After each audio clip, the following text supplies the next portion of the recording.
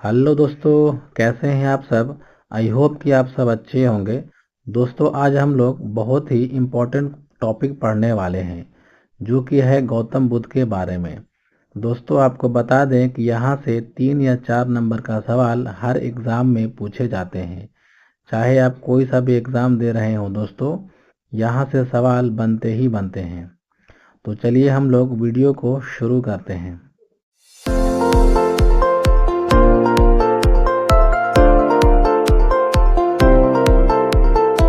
सबसे पहला सवाल है, गौतम बुद्ध का जन्म कहाँ हुआ था। राइट आंसर है लुम्बिनी। लुम्बिनी नेपाल के तराई क्षेत्र में स्थित है। अगला सवाल है, गौतम बुद्ध की माता का नाम क्या था। राइट आंसर है महामाया और ये कोलिय वंश की कन्या थी। अगला सवाल है, बुद्ध का अर्थ क्या है। राइट आंसर है ज्ञान। अगला सवाल है, गौतम बुद्ध को ज्ञान की प्राप्ति कहाँ हुई थी। राइट आंसर है बोध गया और बोध गया में इनको पीपल वृक्ष के नीचे और निरंजना नदी के किनारे ज्ञान की प्राप्ति हुई थी। अगला सवाल है, गौतम बुद्ध के पुत्र का नाम क्या था। इसका राइट आंसर है राहुल। राहुल मतलब रास्ते का कांटा। अगला सवाल है, गौतम बुद्ध की पत्नी का नाम क्या था। राइट आंसर है यशोधरा। अगला सवाल है, गौतम बुद्ध के शिक्षक अलार कलाम ने उन्हें कौन सी शिक्षा दी थी। राइट आंसर है उपनिषदों और योग की। अगला सवाल है, बौद्ध धर्म में मृत्यु का प्रतीक क्या माना जाता है। राइट आंसर है स्तूप। अगला सवाल है, गौतम बुद्ध ने किस अवस्था में गृह त्याग किया था।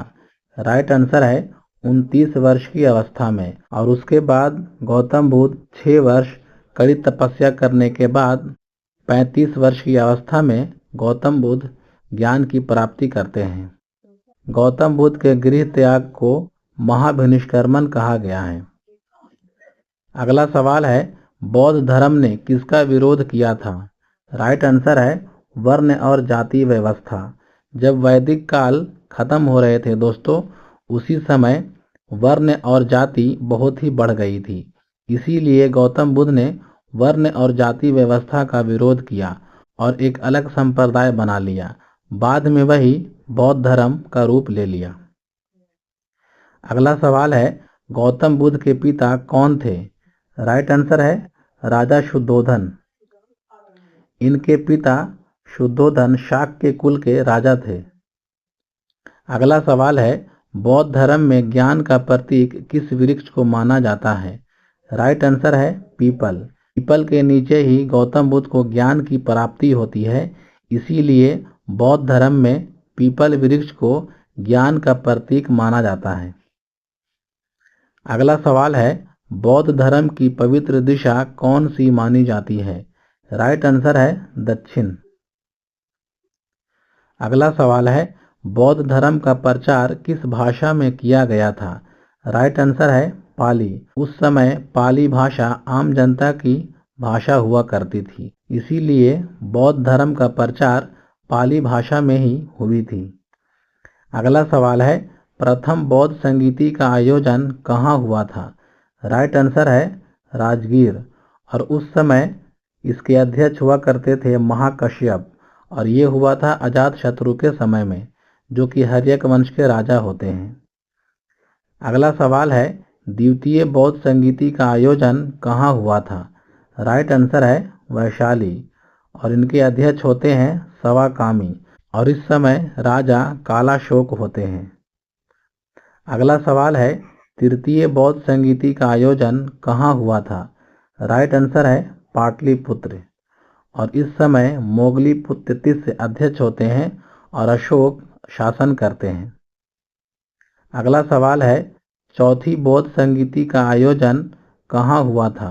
राइट आंसर है कुंडलवन ग्राम और इस समय राजा कनिष्क शासन कर रहे थे। अगला सवाल है, चतुर्थ बौद्ध संगीति के बाद बौद्ध धर्म किस प्रकार में विभाजित हो गया। राइट आंसर है हीनयान और महायान। हीनयान रूढ़िवादी होती है और महायान नए विचार के होते हैं। हीनयान का कहना होता है कि गौतम बुद्ध एक मनुष्य थे, लेकिन महायान बाद में गौतम बुद्ध को भगवान का दर्जा देने लगते हैं और उसकी उपासना करने लगते हैं। अगला सवाल है, भारत में उपासना की जाने वाली प्रथम मूर्ति संभवतः किसकी थी? राइट आंसर है बुद्ध, यानी गौतम बुद्ध की मूर्ति को सबसे पहले भारत में पूजा गया था। अगला सवाल है, धार्मिक जुलूस निकालने की परंपरा सर्वप्रथम किस धर्म से शुरू हुई? राइट आंसर है बौद्ध धर्म। अगला सवाल है, बौद्ध धर्म के त्रिरत्न कौन से हैं? राइट आंसर है बुद्ध, धम्म और संघ।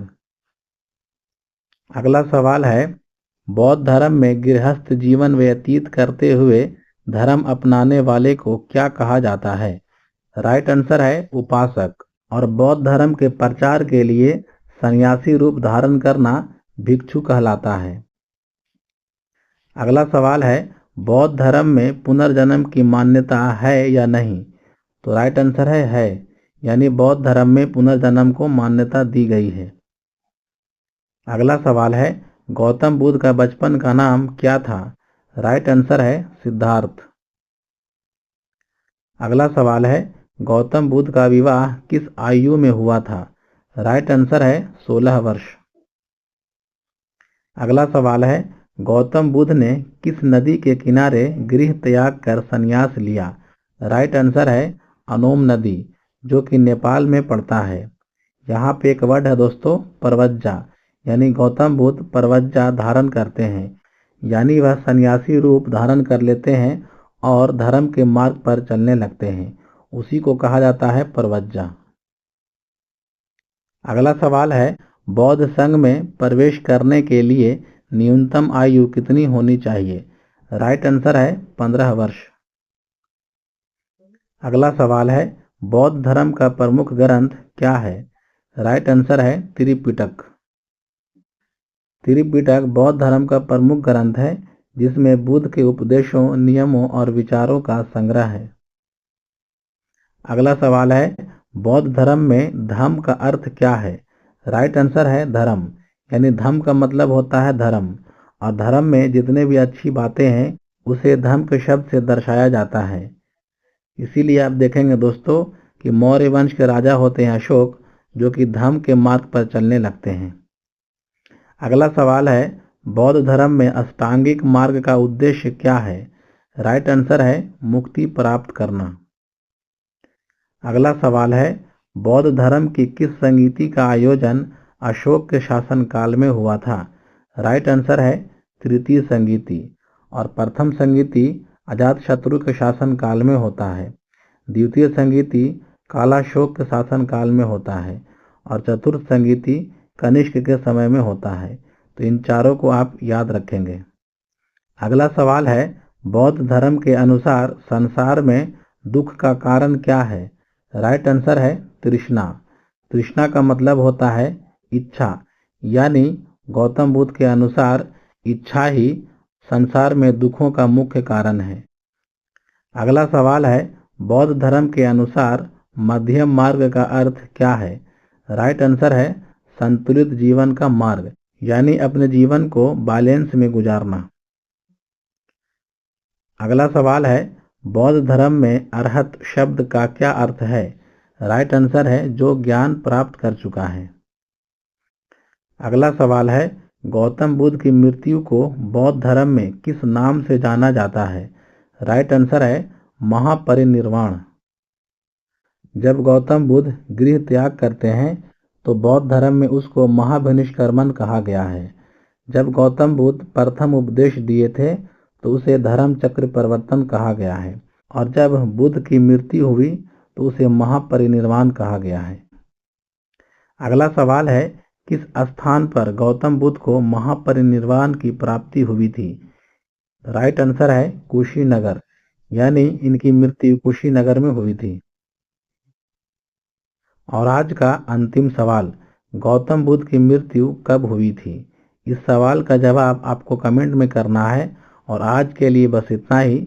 मिलते हैं हम लोग फिर अगले वीडियो में कुछ नए टॉपिक को लेकर।